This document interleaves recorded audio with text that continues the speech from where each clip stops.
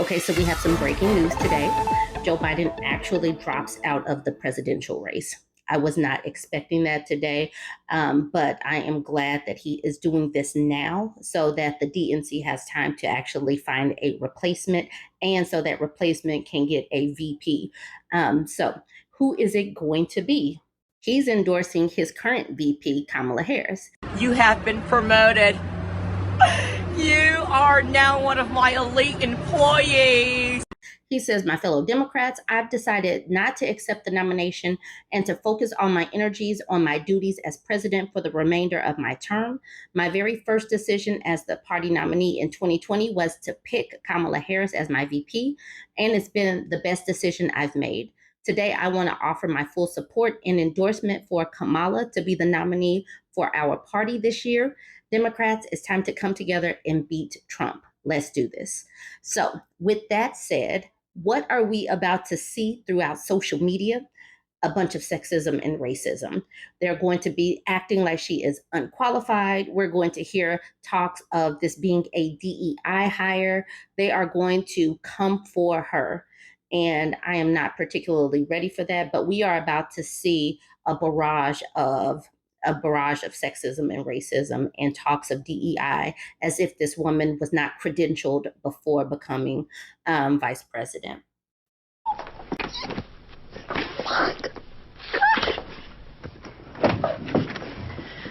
His statement, my fellow Americans, over the past 3.5 years, we have made great progress as a nation. Today, America has the strongest economy in the world. We've made historic investments in rebuilding our nation and lowering prescription drug costs for seniors and in expanding affordable health care to a record number of Americans.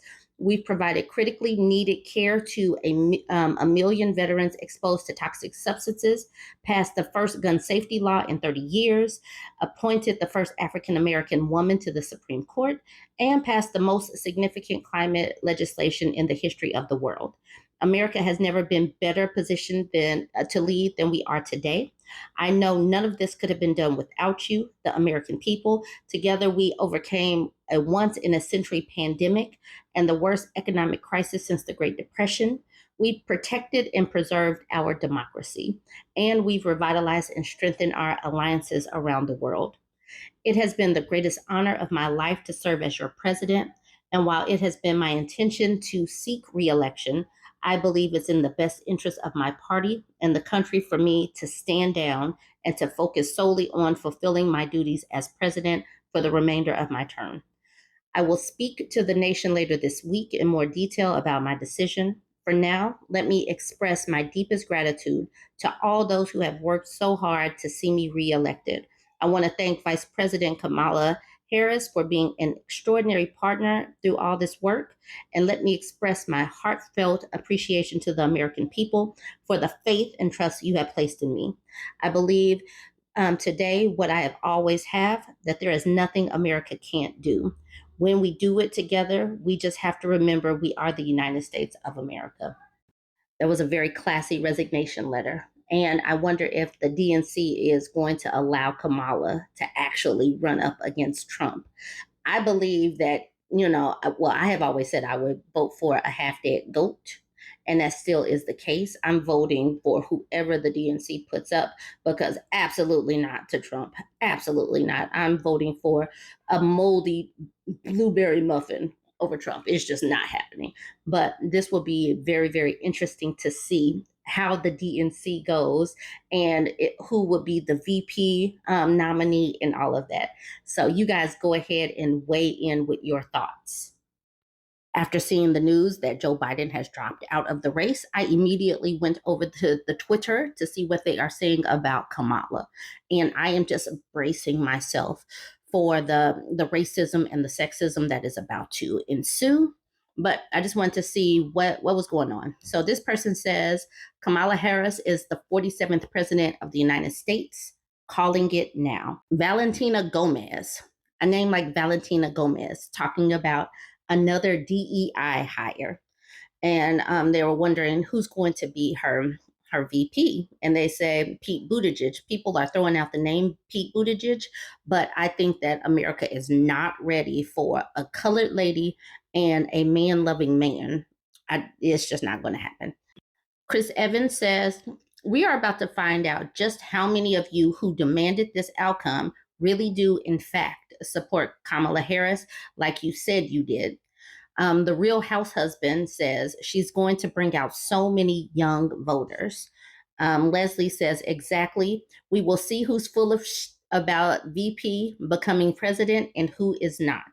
This content creator said that this is Kamala Harris right now. These MFers ain't stopping me. These MFers ain't stopping me. So you got to look at the picture to see this. He also says, you're about to discover just how many people who said they support Kamala Harris are liars. Colin says, I'm going to support whoever is on the ticket. Sapphire says, well, I'm no liar. I will vote and support her. I love that he picked her as his VP. I love to see a Harris Buttigieg ticket. Akila says, okay, so now it's Kamala, I think. Again, every white person who wanted him to drop out needs to figure out how to defend a Black woman in person and online for the first time in their lives. That's the job now. I'd like to see it, but I never have. We are going to see if the misogynoir pops out or not. It is going to be some show and tell in these social media streets and on TV and all of that, and I am ready to see it. Okay, so this person says, it's Kamala. We don't have time for the other stuff. Pick your safe white man VP and let's go. And B. Renee says, y'all have to be realistic in these comments. Gavin Newsom is a safe option. I like Pete, but America ain't going for a Black woman and a man-loving man at the same time. Carolyn says, it's not even going to be Newsom. It's Shapiro or someone like him. I also honestly do not believe that they are ready for a Pete Buttigieg. That might be a bridge too far to have both of them on the ticket. A Trump-Harris debate would be amazing. I would love to see it. This is from a content creator that's called Kamala Wins. It says Kamala Harris will defeat Donald Trump and be the next president of the United States. That's a Kamala Harris win.